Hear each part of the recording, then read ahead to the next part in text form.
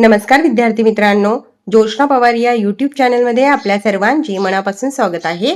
आज आपण इयत्ता 10वीच्या वर्गाची विज्ञान आणि तंत्रज्ञान भाग 2 2026 या वर्षाची बोर्ड प्रश्नपत्रिका संपूर्ण उत्तरांसहित अभ्यासणार आहोत। हा पेपर 13 मार्च 2026 रोजी झालेला आहे।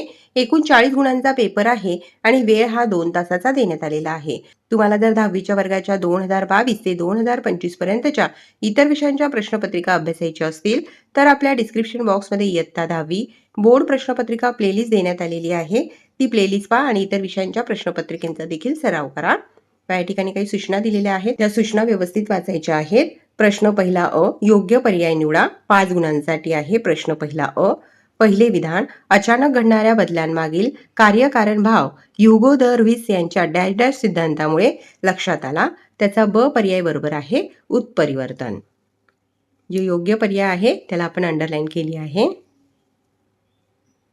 दुसरे विधान, एका ग्लुकोजच्या रेणूचे पूर्ण ऑक्सिडीकरण झाल्यावर एटीपीचे एकूण डॅश डॅश रेणू मिळतात। त्याचा क पर्याय बरोबर आहे 38। तिसरे विधान, वटवाघुळाचा समावेश डॅश डॅश वर्गात होतो। त्याचा ड पर्याय बरोबर आहे सस्तन। वटवाघुळाचा समावेश सस्तन वर्गात होतो। चौथे विधान, महाराष्ट्रातील डॅश डॅश येथे प्रमुख जलविद्युत निर्मिती केंद्र आहे। त्याचा ब पर्याय बरोबर आहे कोयना।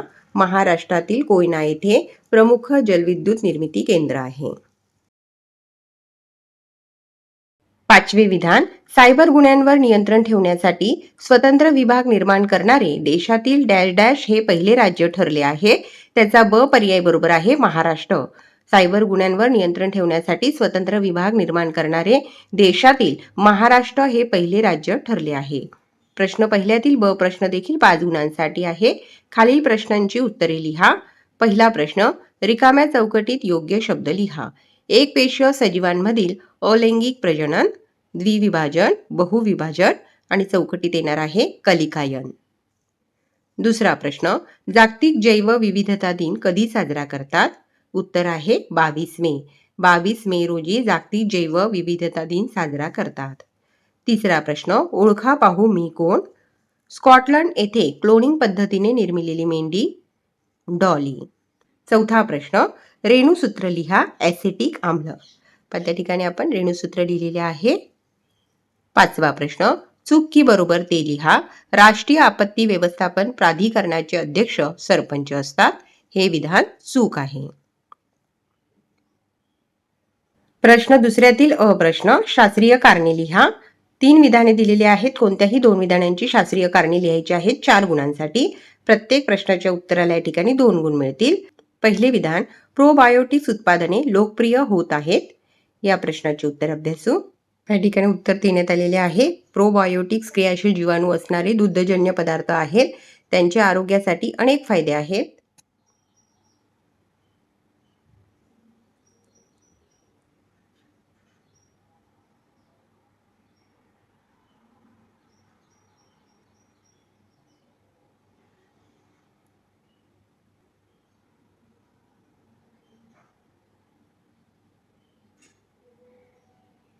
दुसरे विधान, सरीसृप प्राण्यांच्या शरीराचे तापमान अस्थिर असते। या ठिकाणी उत्तर देण्यात आलेले आहे। सरीसृप हे शीतरक्ती प्राणी असतात। त्यांच्या शरीरात तापमान नियंत्रण करण्याची सोय नसते। परिसराचे तापमान जसे वरखाली होते त्याप्रमाणे सरीसृप प्राण्यांचे तापमानही वरखाली होते। त्यामुळे त्यांच्या शरीराचे तापमान अस्थिर असते। आणि तिसरे विधान आहे, आजचा शेतकरी मोठ्या प्रमाणावर सेंद्रिय शेताकडे वळू लागला आहे।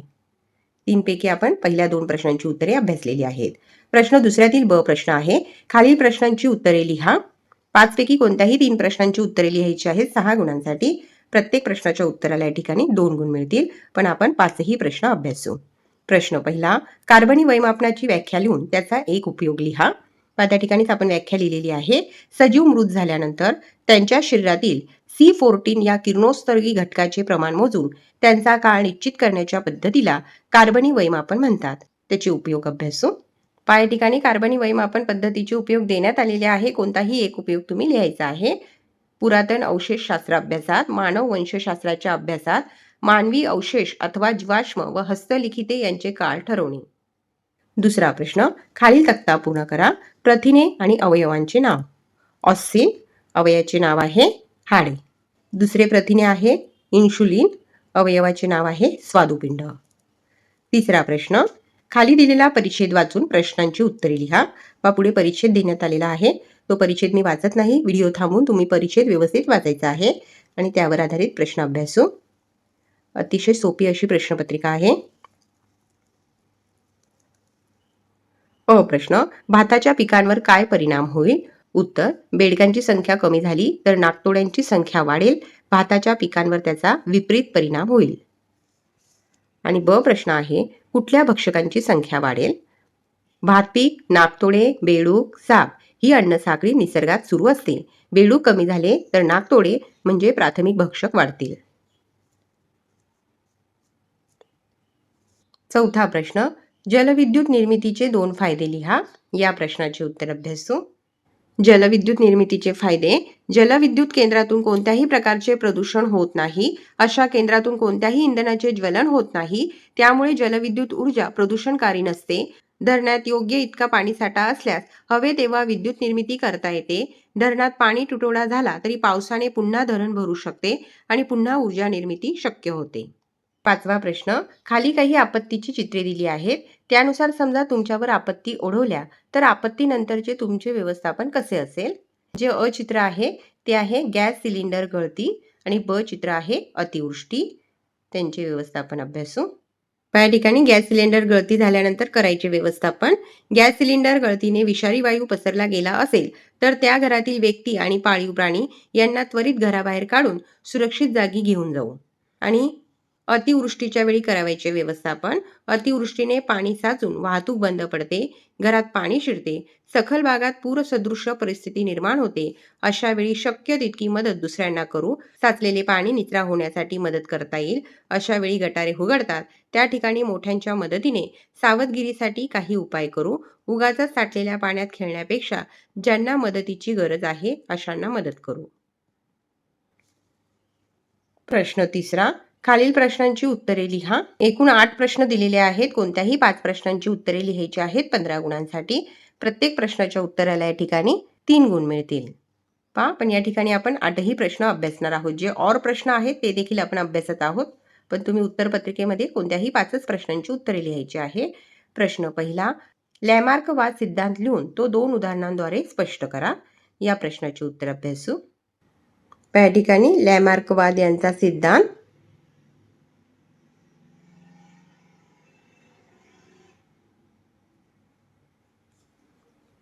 आणि पुढे त्यांनी सांगितलेले आहे 2 उदाहरणांद्वारे ते स्पष्ट करा. त्यासाठी त्यांनी 2 उदाहरण दिलेले आहे. जिराफाची मान सतत ताणली गेल्यामुळे लांब झाली असे म्हटले. तसेच लोहाराचे खांदे बळकट होण्याचे कारण म्हणजे तो सतत घणाचे घाव घालतो. न उडणाऱ्या पक्ष्यांचे पंख कमकुवत झाले. उदाहरणार्थ शहामृग, इमू. पाण पक्ष्यांचे पाय पाण्यात राहून पोहण्यायोग्य झाले. उदाहरणार्थ हंस, बदक. सापाने बिळा जाण्यायोग्य शरीररचना करताना आपले पाय गमावले. दुसरा प्रश्न, सूत्री विभाजन कोणत्या पेशींमध्ये घडून येते? प्रकल्प विभाजनाच्या 4 पायऱ्या लिहा. सूत्री विभाजन हे शरीरातील कायिक पेशी आणि मूल पेशी यांच्यामध्ये घडून येते. प्रकल्प विभाजनाच्या पायऱ्या अभ्यासू. प्रकल्प विभाजनाच्या पायऱ्या देण्यात आलेल्या आहेत. पहिली पायरी आहे पूर्वावस्था, दुसरी पायरी आहे मध्यावस्था, तिसरी पायरी आहे पच्छावस्था आणि चौथी पायरी आहे अंत्यावस्था.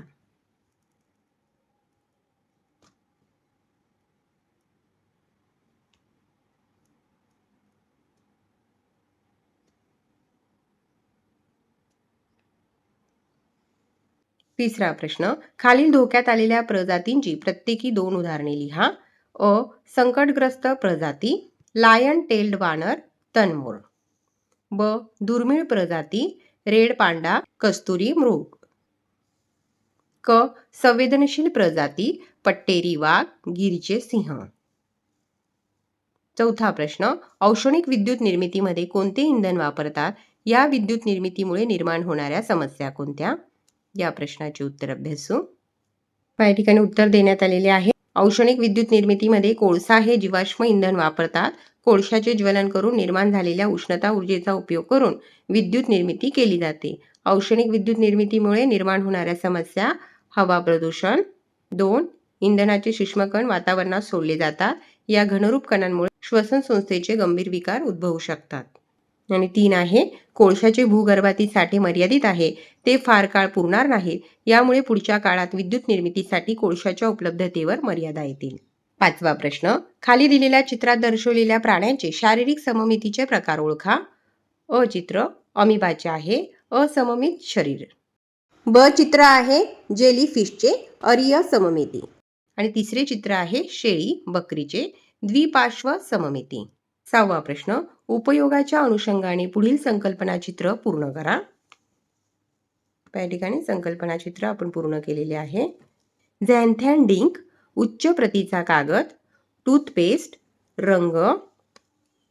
खत तणनाशक वस्त्रांचे रंग. पुढे 7वा प्रश्न आहे कीटकनाशक फवारणीसाठी तुम्ही कोणती काळजी घ्याल. या प्रश्नाचे उत्तर अभ्यासू. या ठिकाणी उत्तर देण्यात आलेले आहे.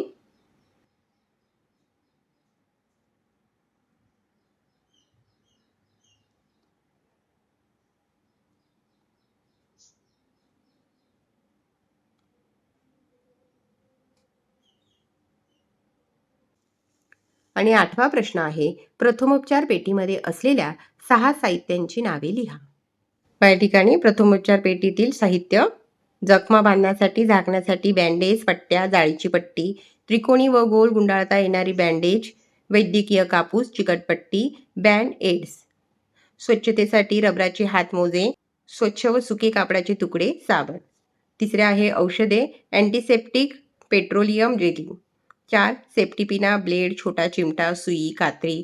आणि 5 थर्मामीटर छोटी टॉर्च. प्रश्न 4. खालीलपैकी कोणताही एक प्रश्न सोडवा 5 गुणांसाठी. पण आपण या ठिकाणी दोन्ही प्रश्न अभ्यासणार आहोत आणि सराव करणार आहोत. प्रश्न पहिला त्यातील अ प्रश्न आहे सामाजिक आरोग्यावर परिणाम करणारे 6 घटक लिहा. या प्रश्नाचे उत्तर पाहू. या ठिकाणी उत्तर देण्यात आलेले आहे.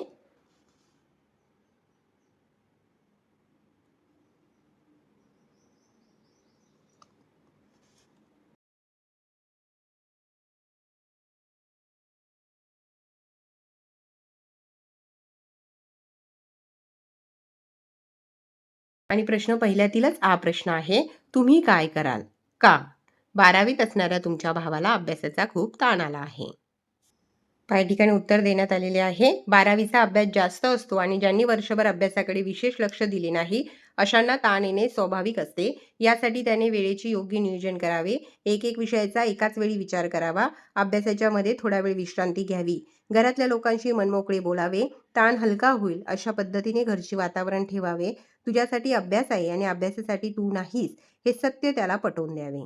दुसरा प्रश्न खाली दिलेल्या आकृतीचे निरीक्षण करून विचारलेल्या प्रश्नांची उत्तरे लिहा.